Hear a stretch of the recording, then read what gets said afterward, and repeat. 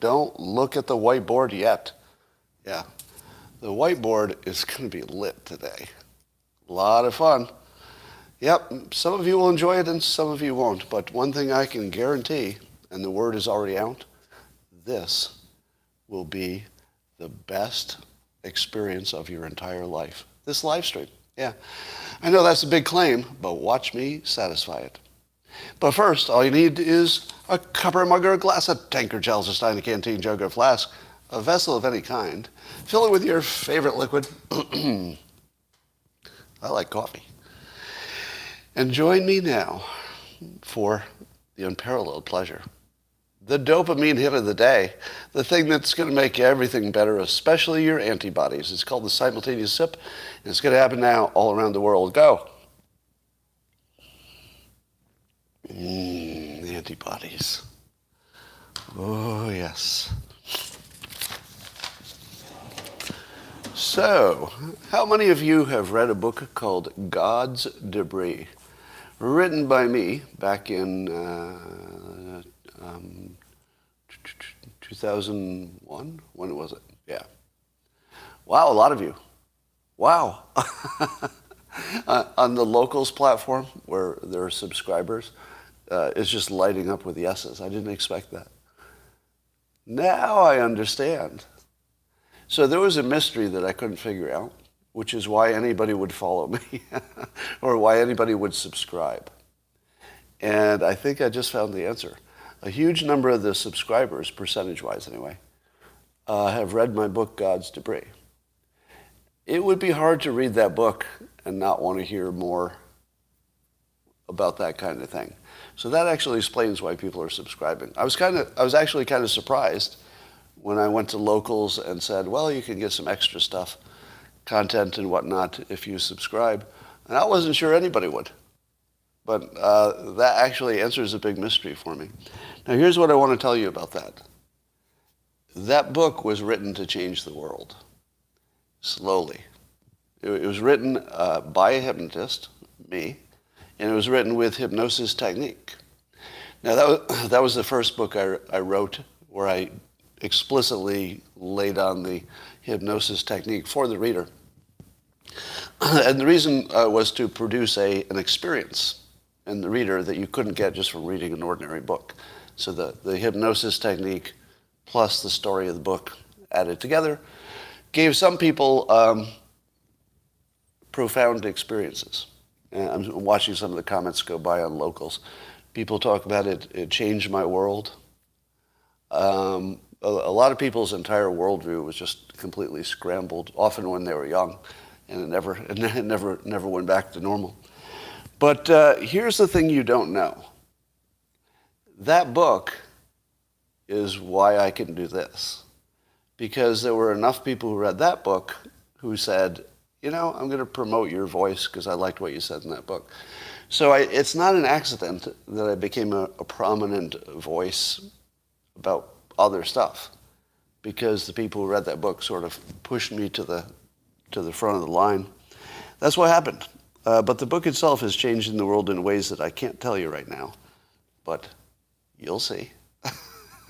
You'll see.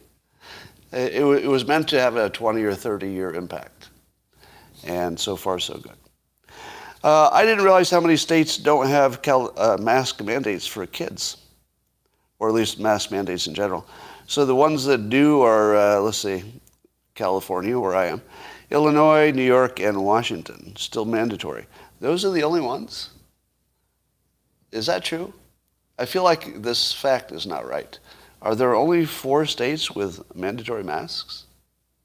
And I happen to be one of the lucky ones? Somebody says Indiana does. Oregon has them, yeah. Maybe this was about schools. Was it only about schools?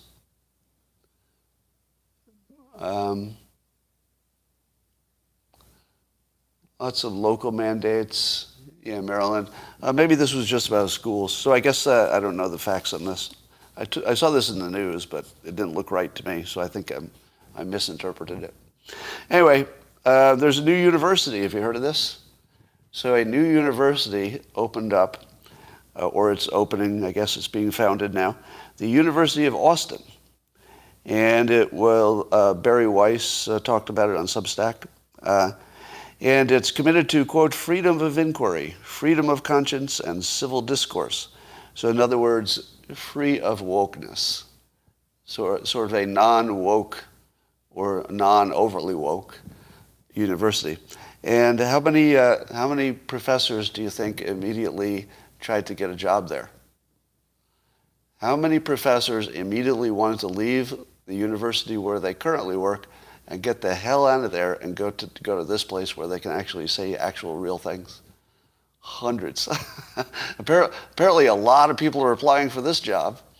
So once again, it looks like the free market has solved the problem that politics can't. How often does that happen? A lot, right? There's going to be some more of that in this very live stream. I'll tell you some more of it. But every time we think the government or, society needs to do something differently, you just wait a while, and commerce and the free market just solves the problem that you were, talking about and doing nothing about. So maybe we just wait. Maybe colleges are so poorly thought of right now that there's a giant opening for competition. I think that's what's going to happen. Here's an example of it. Well, I saw a tweet about some scientific people tried to figure out if our universe were a simulation, if this were a simulation, how much data would it take to create the simulation? And of course, the number is trillions times trillions times trillions. An enormous amount of data if this were a simulation. In fact, so much data that it's hard to imagine that any advanced civilization could even create such a thing. But, of course, that analysis makes the critical problem and mistake that you don't need to program all of it.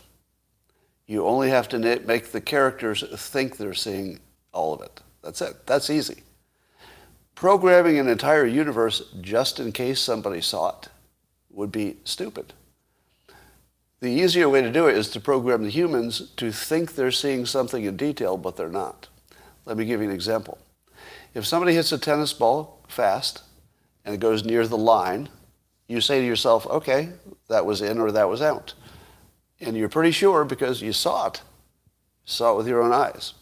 Except often when the replay goes, the replay shows the ball hitting a completely different place than you clearly saw with your own eyes.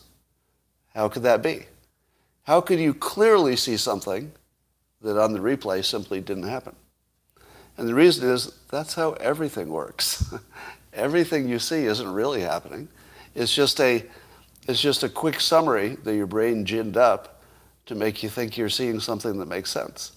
You're seeing just a little cartoon of what's happening. It's not accurate. It's just what your brain gave you. So your brain said, oh, there's that tennis ball, and it's in or it's out. And then you see that you were completely wrong, but it doesn't change your memory. Your memory's still there, right? So everything that you see is an approximate picture for something that you didn't see clearly, or you couldn't see the details. You couldn't see behind it. You couldn't see, you couldn't see its atomic structure. You can only see the present. You can't see the past. You can't see the future. I mean, the amount that we can see is so tiny compared to what's here. That's how you can program all that information. You just make the only characters who matter think they're seeing it all. They're not. They're just programmed to think they are. So that's the first thing. All right, I'm going to go back and forth to the simulation idea as I talk through the other stuff. I have a theory, and this is how we're going to find out how many of you are NPCs. Do you know what an NPC is? It's a gaming term. It's for people who do online games, and it refers to a non-player character.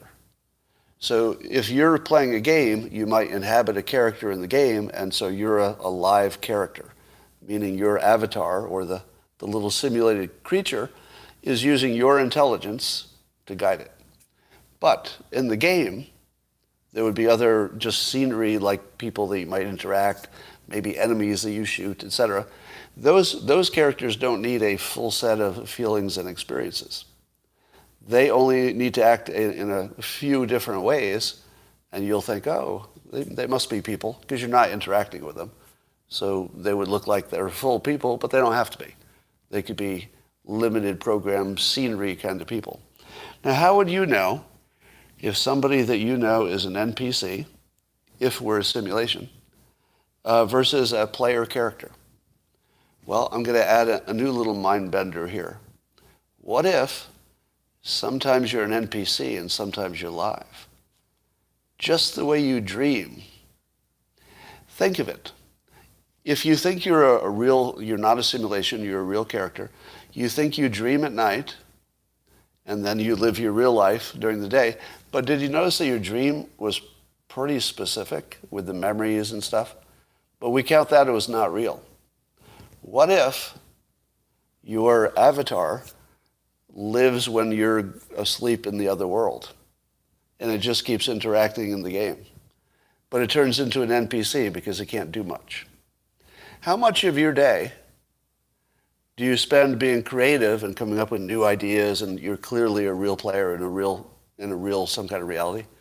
But other times you're tired and you can only say a few things. Have you ever had that experience?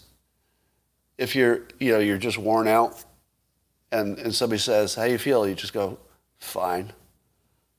What do you want to do? I don't know. What do you want to do? You see where I'm going? Sometimes you might be real, and sometimes you might be the NPC, because whoever is running you is asleep in the other world. So you just run around like a semi-programmed automaton who can only do limited things. Now, do you know anybody in your real life who can only respond with about 5 different responses? I know somebody in real life who can only say one of 5 things all day long, every day, no matter what else is happening. Only 5 things. No matter what you say, they can only respond with one of those 5 things. Yeah, you all know somebody like that, don't you? All right?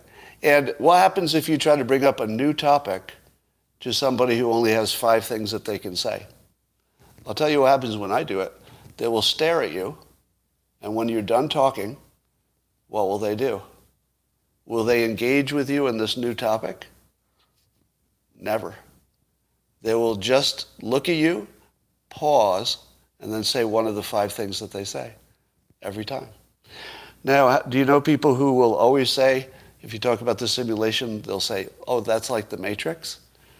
That's probably an NPC. If you're talking about food sources, somebody always says, oh, that's like Soylent Green. NPC. They're just programmed to say the same thing in every topic. Now, when I talk about Pete Buttigieg in a while, you're going to find out if you're an NPC. Here's how you'll find out. I'm going to tell you some things that I think are good about Pete Buttigieg in his current job, and some things that I think are not so good. If you can handle that, you're probably a real player. If you can handle, he's got some positives, he's got some negatives, you're a real player. But if you pick one of the negatives and say, we're done here, you might be an NPC. Because the NPC would be programmed to pick the first thing it heard on its team and just go with it, because it's simpler. So if your news programmed you to say, Pete Buttigieg took too much time off, then you're going to say that, and you're going to be done. Because that's all you got. You're an NPC. So you'll find out if you're an NPC in a bit. Hold that thought. CNN has, let's talk about Big Bird. And do you think that the government should be directly persuading your children to take drugs, such as a vaccination? Apparently, Big Bird and Sesame Street is part of the pro-vaccination persuasion for children. Now, that would be fine maybe if all parents agreed about vaccinations, but they don't. And so now you've got the government directly persuading your kids, presumably to persuade you, the way they did with climate change. And is this ethical? I would say deeply unethical. Will it work? Well, it might. Well, probably. It probably will work because it'll make the kids, more likely to want to get vaccinated, maybe less afraid, etc. But it's deeply unethical. Wouldn't you agree? Because it's essentially taking the parents' job. Now, the assumption here is that the parents aren't doing a good job or not doing a good enough job if they haven't told their kids the right stuff about vaccinations. But that's a pretty big and inappropriate assumption by a government, I think. So I'm going to be on the side that says the Sesame Street, and Big Bird persuasion is unethical. Anybody agree? Agree or disagree? I say purely unethical. All right, I think we agree. Here's some fake news from CNN.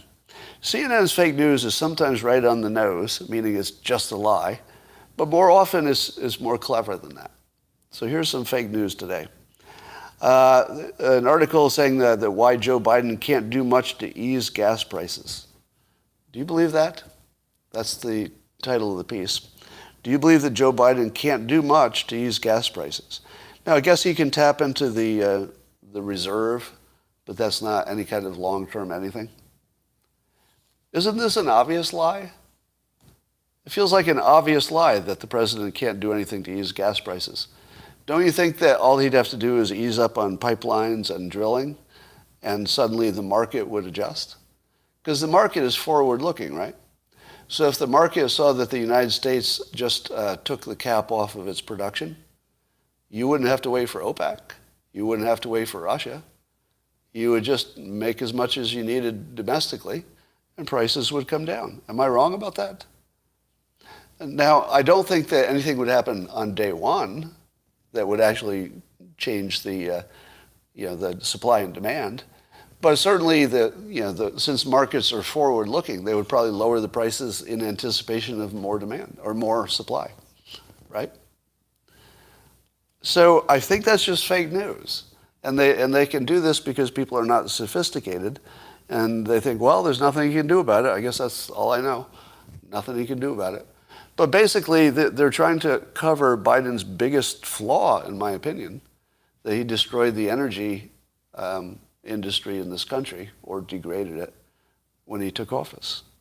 So it looks like they're just trying to cover for him. How many of you think that COVID was just a flu still? In the comments, how many of you still believe that COVID was just sort of a bad flu and we could have just ignored it? I'm seeing some yeses and nos, a mix. Yeses, nos, poisoning, no, yes, yes, yes. Well, I'm not going to answer that question for you, but I'll tell you what some of the official numbers are. So a new estimate, of course, you can't trust any estimates or anything else. Don't trust any estimates or predictions or data. But here are some. According to the OECD countries, the European blah, blah, blah countries, I forget what's in that group. But the calculation is that COVID contributed to a 16 increase in the expected number of deaths in 2020 and 2021. Do you believe that? Do you believe that there were 16% more deaths than there normally would be, and it was because of COVID? Now remember, you have to factor in the number of people who died because of the lockdown, right? That's not zero. I don't know what that number is. So I see lots of skeptics. I will show some love for the skeptics. If your take on this is that the people telling us about this, sort of generally speaking, are the same people who have lied about everything, then should you be confident that these numbers are true? No. You should not have any confidence that these numbers are true. I'm just telling you what the official numbers are, right? But if you said, oh, therefore it's true, I don't think so. It's just the official numbers. I wouldn't say that they're true. I'd just say they're the numbers, all right? Apparently, the same group or same article is telling us that the Alleged number of people who died worldwide is past 5 million. Do you think that 5 million people died from COVID? How many of you think 5 million died from COVID? Nope, you don't believe that either, right? Okay. Again, I will give full respect to the critics. You know, I don't know if you've noticed that I try to have some nuance here on what is credible versus what is true. So those who are doubting these numbers, you are both credible and I respect it. I don't think you're right, but I'm sort of guessing. So are you. That's why I don't have more respect for my own opinion than I do for yours, because I feel like we don't really know. I feel like we could be lied to at this level. Yes. I also have the concern that you do, which is if somebody dies with 5 comorbidities and a COVID diagnosis, wasn't the COVID simply the last thing that happened? Is that really the cause? Right? Is that how we use that word? The cause is always the last thing that happened? Because it was the smallest thing that happened. If the last thing that happened is also the smallest thing, why do you call that the cause? What about the fact that you're 100 years old and you have terminal cancer and type 2 diabetes and you haven't walked in 3 years? Those seem like pretty big reasons for dying. The COVID was the smallest part. It was just the last thing that happened. So, I don't know, would you call that a cause? So something happened, and then you'd have to put, so suppose there was a 16% increase in the expected number of deaths, but if it was highly concentrated in people who were going to die anyway pretty soon, did it make any difference? You could look at these same numbers and say, yeah, basically nothing happened. Just people who were 100 died at, 100 instead of 101. I'm exaggerating a little bit to make the point. Yeah, you could certainly make the argument that in terms of the number of deaths, if you counted it a different way, it looks more flu-like.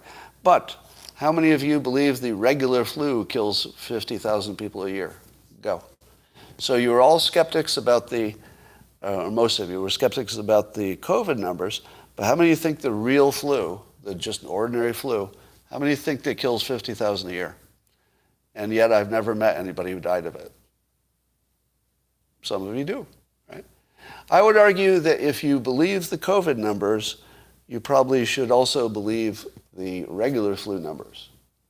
But if you don't believe the regular flu numbers, and I don't, why would I believe the COVID numbers? Because to me, the regular flu numbers seem, based on my life of doing data analysis and trying to research stuff, just a life experience kind of a instinct or hunch, backed by a little bit of knowledge, but mostly a hunch. I don't think the regular flu deaths are real. They're nothing like 50,000 a year. I think that number is so that we will be scared into getting the shot. That's what I think. However, if you talk to people who survived COVID, they will tell you, the Tim Pools and the Joe Rogans, it's no walk in the park when you get this, even if you're healthy. So even if you're young and healthy, you're going to get hit by something that you don't think is a regular flu. It's going to feel a little different. So, all right.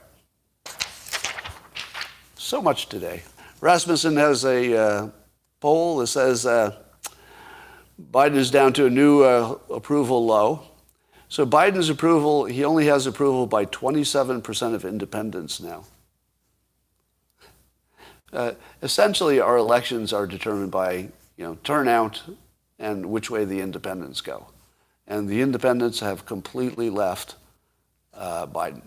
Do you think the independents have also left lower-level Democrats? Probably. I don't know if it's the same number, but it feels like it. As somebody noted, 27% is about that 25% of the public who gets everything wrong. No matter what the question is, you can depend on 25% of the public getting all the wrong answers, no matter what. And here we got 27% of independents are still with Biden. So sort of supports that theory. Rasmussen also says that Biden endorsement, let's say somebody else is running as a Democrat and Biden comes in to endorse them, 51% of people polled say that that would make them less likely to vote for that candidate. Now, that might be mostly a partisan answer. But if you look at the Trump endorsement, in the same poll, they asked if Trump endorsed somebody, would that make you more or less likely to vote for him? And it was sort of a tie, 38, 39%. But I suspect that it's a tough effect to measure in a poll because turnout is more important, right? So if Trump gets you to go to the poll, that counts more than just changing your mind, right? So it looks like a Trump endorsement might be a positive, where a Biden endorsement might be a negative. So we'll see if that plays out. If you're following the Kyle Rittenhouse case, apparently the trial is over, but the lawyers don't know it yet. And by that I mean the prosecution has shown that they have zero evidence. And I don't know that they have any more evidence coming. Let me say that again. The prosecution didn't have any evidence. They're prosecuting him for homicide without evidence, meaning that they did present stuff, but when you heard it, you said to yourself, well, what I'm hearing sounds exactly like self-defense. What else you got? Well, we also have this. Okay, that sounds exactly like self-defense. Wait, I'm not done. We also have this. Uh-huh. But even with the facts you're presenting, your own facts, that sounds like self-defense. So as far as I know, there's literally no evidence of a crime. You don't think that the prosecutor knew that before taking it to trial? Do you think the prosecutor was unaware that there was no evidence? I'm ready to start cursing up a streak, but I'm going to pull back. Because I think the Rittenhouse thing will end in a way that I'm not too unhappy with, so I'm going to let it play out. But what looks like what happened is I'm going to call him a criminal. A criminal prosecutor lied. This is what it looks like on the surface. We can't know because we can't read his mind, right? But on the surface, what it looks like is a criminal prosecutor did a criminal prosecution, and he was the criminal. The only person who committed a crime, in my opinion, is the prosecutor, because he had to know he didn't have evidence. And so he's ruining this kid's life, possibly, with this trial that had no evidence. So I would think that the prosecutor should go to jail for this. Am I wrong? Let me ask you, has that ever happened? Has a prosecutor ever gone to jail for pressing a trial where there was no evidence? Is that a thing? I've never heard of it, but this clearly looks like a crime to me. Or they just say, oh, you're incompetent, and that's it? So maybe the Duke lacrosse DA. But I don't know how much lying you have to do. You can get disbarred, sure. But I think you'd have to go to jail for this. He hasn't broken a law. Maybe. But I would think that Kyle's going to get a big payday out of this.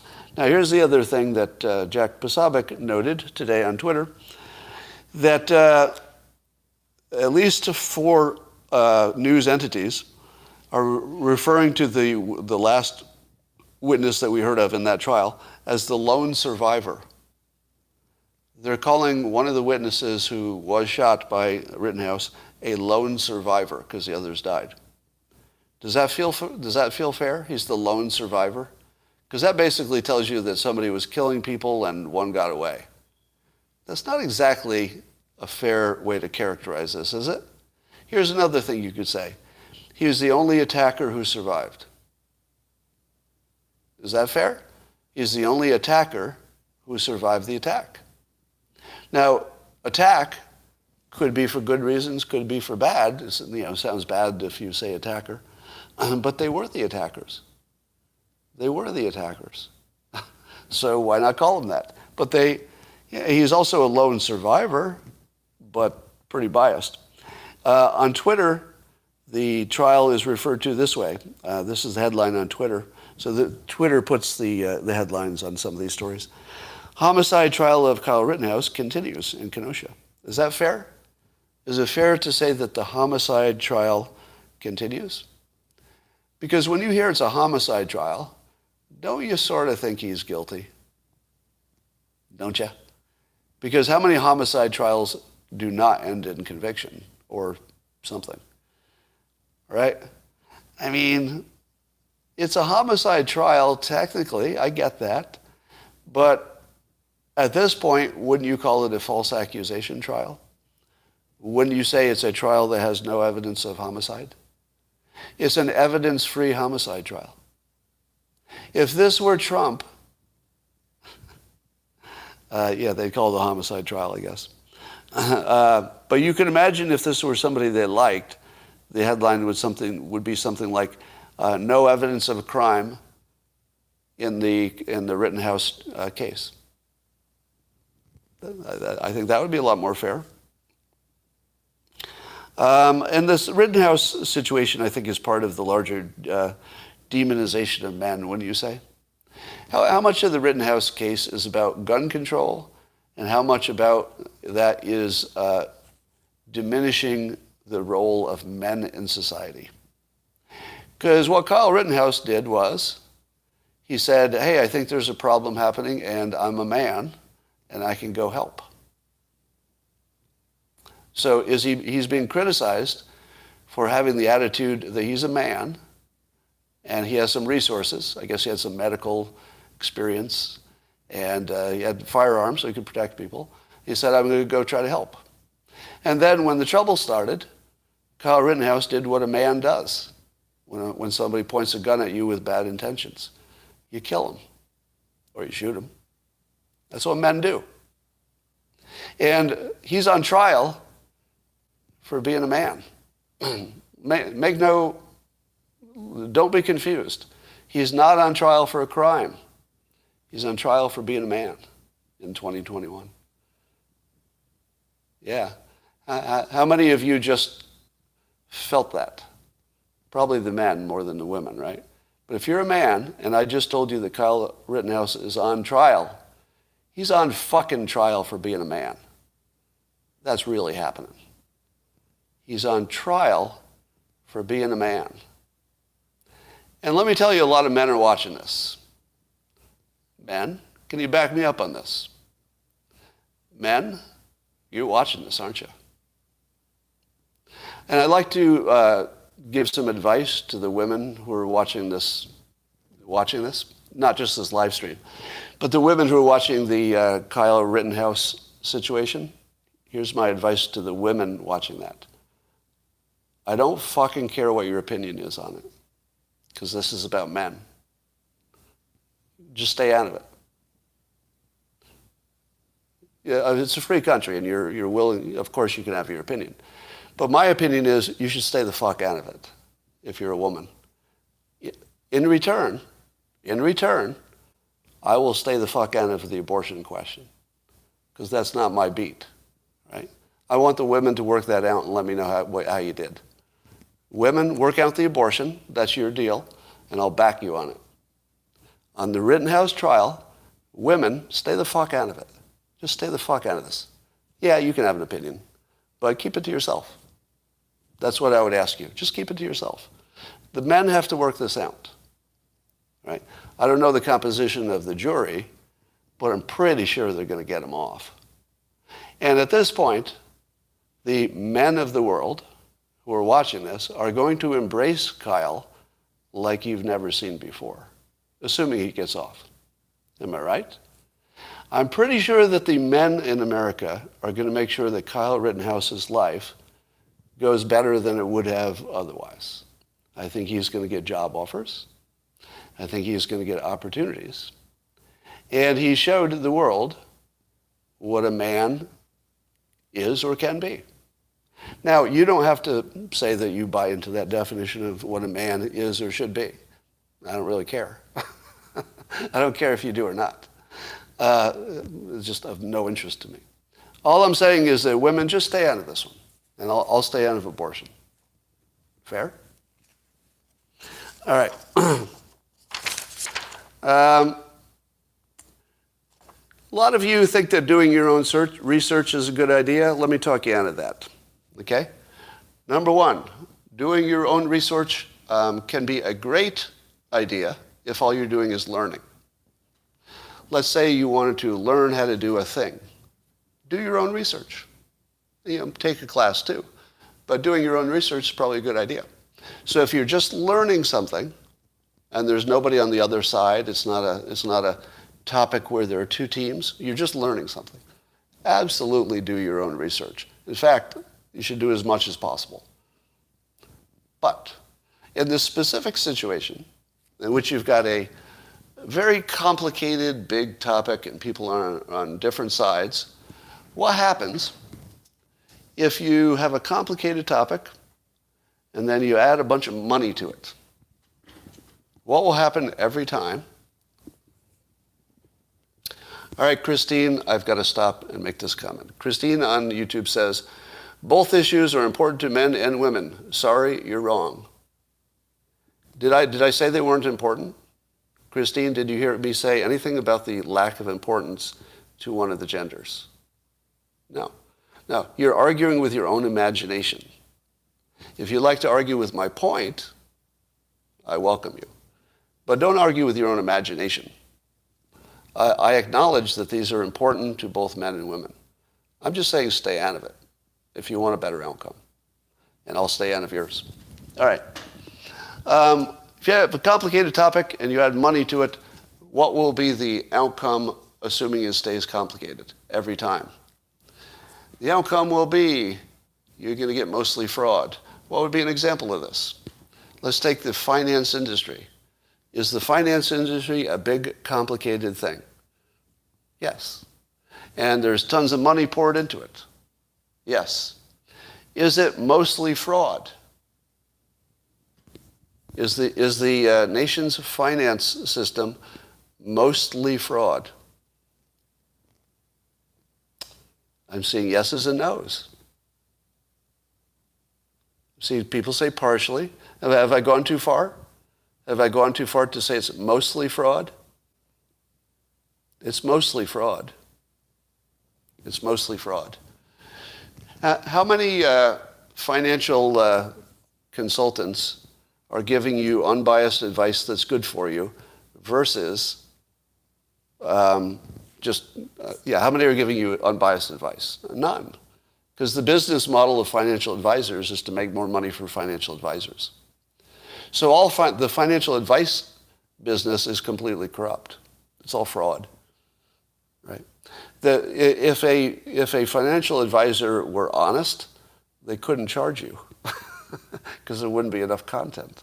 I tried to write a book on finance once, and when I realized the whole book could fit on one page, I couldn't write the book. Everything else is just fraud. The part that you need to know is like one page. That's it. Buy index funds. Hold them. Done.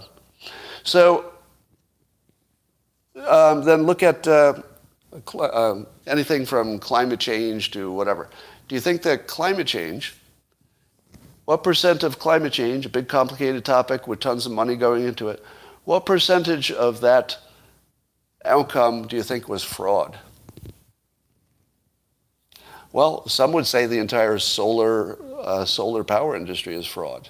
That's more of an opinion than a fact. But the fraud would be that it can't really get us to where we need to, and the cells themselves are a big pollution problem, etc.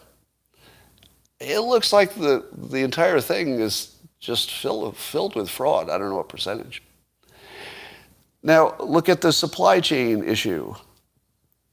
Right? Big, complicated thing. If we throw a bunch of money at that, or let's say infrastructure, if we have a big, complicated thing like infrastructure and throw a bunch of money at it, or even the bill, let's say the infrastructure bill, do you think that's mostly fraud? There's plenty of it in there, I'm sure. So I'll just make this point. Now, let's say you do your own research. You dig into this. What are you going to find? Do you think you're going to be able to sort out what the fraud is and what isn't? Maybe a little bit. But these big complicated things are big and complicated for a reason. And part of the reason is it hides fraud. So when you go to do your research, you're going to be running into mostly bullshit. Because the fraudsters need you to hit a solid wall of bullshit because they're hiding behind it. Right? Food industry, another perfect example, right? So when you go to do your own research, you're going to hit that wall of bullshit that needs to exist so that the fraud can hide safely behind it. And you won't know if you hit a wall of bullshit or if you found the truth finally. You won't know because it's good bullshit. Let me give you an example of how hard it would be to do the analysis. Let's say climate change. Here's new news today. See if you knew this. The new updates to global CO2 emissions in the GCP, they're revised them now. And the new data shows that global CO2 emissions have been flat, if not slightly declining over the past 10 years. What? What? What? Are you serious? The Global Carbon Project projects that fossil emissions in 2021 will reach blah, blah, blah. Yeah, well, that wasn't important to the point. But the point is that CO2 has actually been falling over the past 10 years. And a lot of it has to do with land use. I guess we did good things there. Some of it had to do with gas replacing worse sources. But did you know that? Did you know that CO2 emissions have been flat or declining? See, here's the problem. Do your own research and you can find any outcome you want. Things are getting better or they're not. I don't think you could understand climate change without at least being familiar with the work of Michael Schellenberger. So if you want to see the climate change analysis that considers both the risks and the rewards, the pros and the cons, without taking a political side, that's Michael Schellenberger's work. So follow him on Twitter and read his books. And I would go so far as to say if you're not familiar with his work, you probably don't have a good opinion on climate change. You probably don't anyway, because it's hard to have a good opinion on that. But if you don't follow him, you're kind of lost, honestly.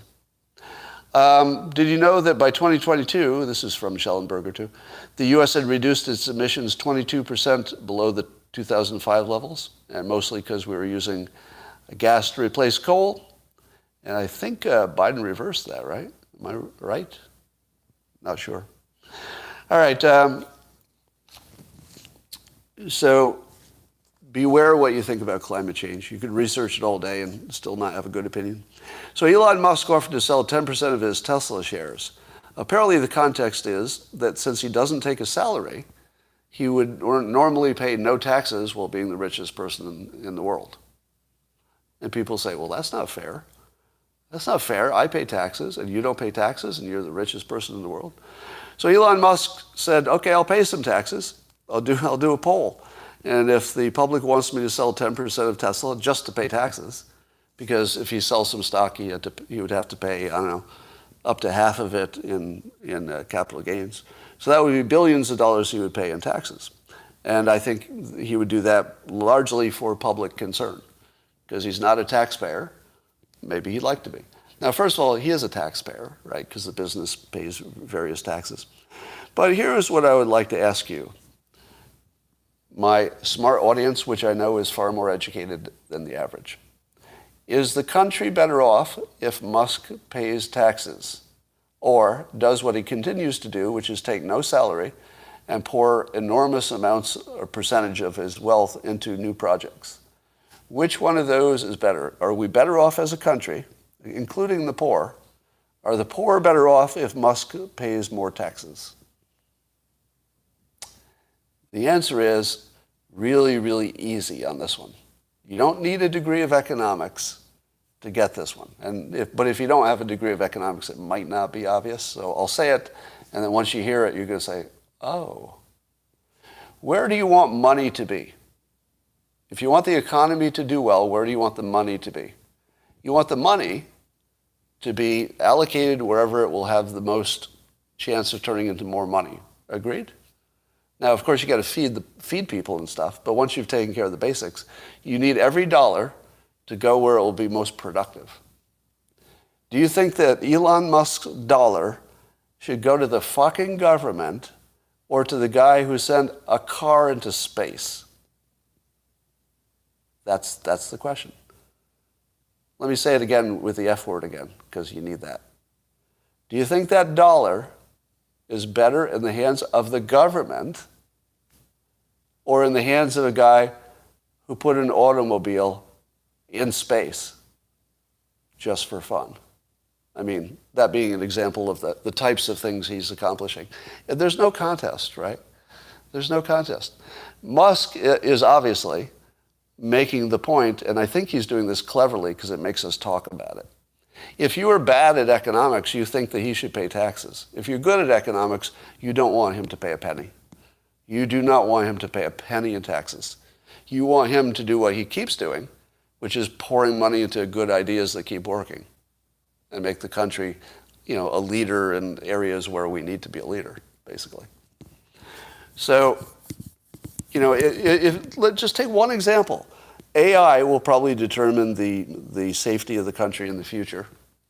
And, Musk heavily invests in AI, and I would bet he's probably one of the most productive people in that area. You don't want him to stop. You don't want him to have $1 less to do that, right? Not at all. All right. But I love the fact that Musk is making us think about it with this provocative question. Do you want me to pay taxes? And it forces people like me to educate people who didn't know it that him paying taxes is the worst idea that the United States could ever have. Seriously. Think of a worse idea than taking money away from Elon Musk and giving it to the government. Can you think of anything that would be worse than that? I can't think of anything. It should go the other way. The government should be paying Elon Musk to do more cool stuff. All right. I also invest in Tesla. I should tell you, every once in a while I'll tell you what things I'm invested in because it does bias me. But I invested in them recently, because I like what's happening, it's not the other way. All right. Let's talk about Mayor Pete.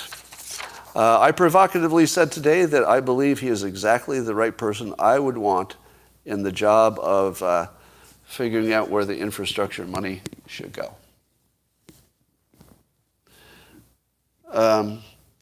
And I'm going to support that. Now, here's where you find out if you're an NPC.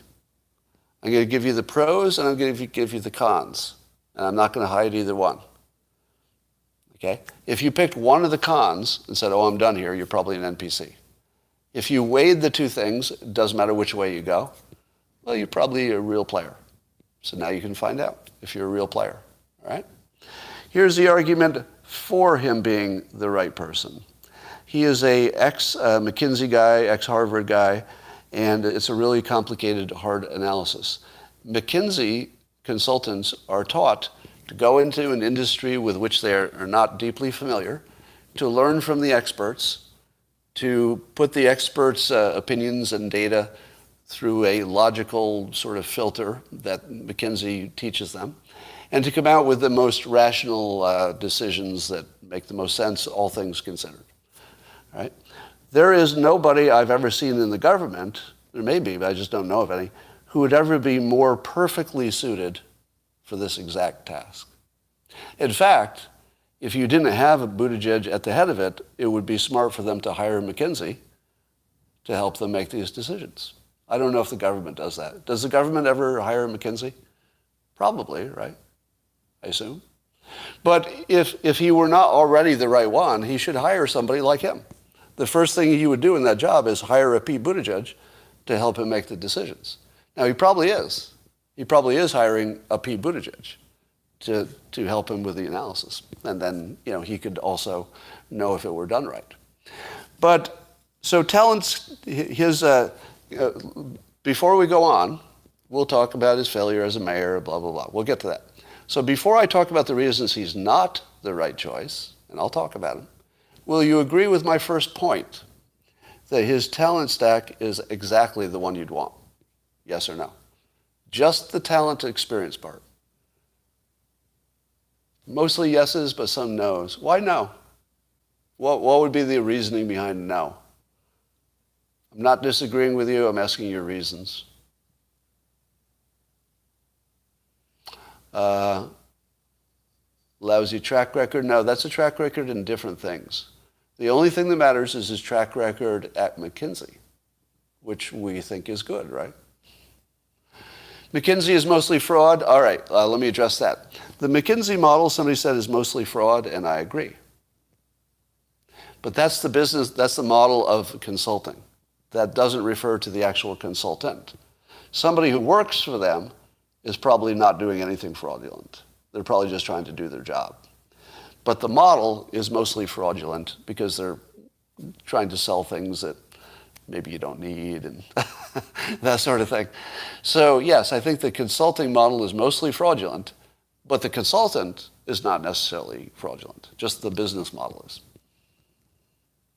All right. Now I will talk about the reasons that he is not the right person for the job. Number one, he did not show good leadership as a mayor. Everybody agree? Did not show great leadership as a mayor. I accept that. I don't know if it's true, but I'm going to accept it. It's irrelevant. It's irrelevant. Because he's not being asked to do the job of a mayor. He's being asked to do the job of a wonk, basically. He's being asked to do the job of a technocrat, right? As a leader, I don't back him yet. I do think that he could become one. I actually have high hopes for Buttigieg, maybe later in his career. At the moment, I don't think he shows the leadership skills, and I wouldn't defend his mayor job. So, will you accept that the job of mayor, he may have done poorly, I don't know, but I'm willing to accept that, but it isn't relevant to the specific task. All right, so that's my first point. Secondly, he's a guy who went away and did his family leave during the worst part of the worst problem in the country, which was the supply chain problem. Number one, who did he leave in charge? So let me call out the NPCs. So felony videos says, wow, stupidity, Scott. So that's an NPC. Let me see if we have any others. Because I haven't even finished my points yet. Yeah, okay, that was one. All right. So what do you think about the fact that he went on family leave, extended 2-month leave during the biggest emergency? Here's what we don't know about it. We don't know who was in charge. Maybe somebody was in charge, and maybe he was on the phone every day. Do you know if he wasn't? Does anybody know if Mayor Pete didn't take phone calls during those 2 months? Because I doubt it. Now, we do know that he didn't succeed, right? But it's also not exactly his job. Can you agree with me there? The transportation secretary isn't exactly the right one to fix a port problem, because the port is sort of a local problem, but I don't think he did enough. However, is that the same problem? So I think he wasn't aggressive enough, but I also don't know if he did something or if he could have made a difference or if it was his domain. So I would say that's a question mark and a good one. So if somebody says he didn't do a good job on the supply chain, I would say that might be a good point, but we also don't know what he did. Would you agree with my point that you don't know what he did or what he could have done? We don't know that, do we? So I would say that that's a question, but it's also slightly different than figuring out where to spend infrastructure money. Now, the other point is that he's too woke, because apparently he said something that sounded ridiculous to almost all of us, which is that the current infrastructure was built in a racist way. What was your first reaction when you heard that maybe some of our roads and bridges were built in a racist way? You laughed, right? You said, well, now you've gone a little too far, because I don't think we have racist roads And I don't think we have racist bridges, right? How many of you had that immediate reaction?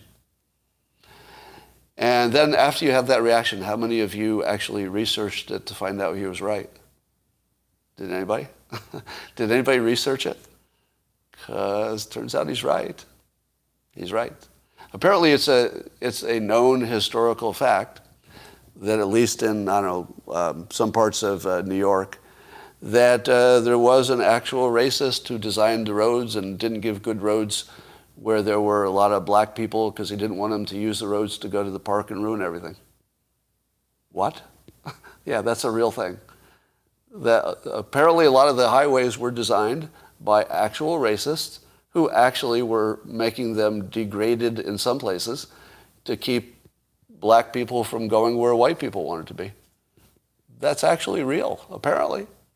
There's plenty, we have the name of the person, there are books written about it. I'd never heard of that. Now, I don't know how relevant it is to today, because I'm pretty sure today we would just look at wherever it makes sense and do it there. But the fact that he raised this, and I didn't know it, that's a plus for him. I'd say that's a plus. Because he raised an issue that I think you could call this systemic racism. Apparently it's real.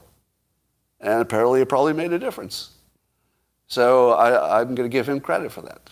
I know some of you are calling that a negative because you think he's going to do a bunch of woke investing.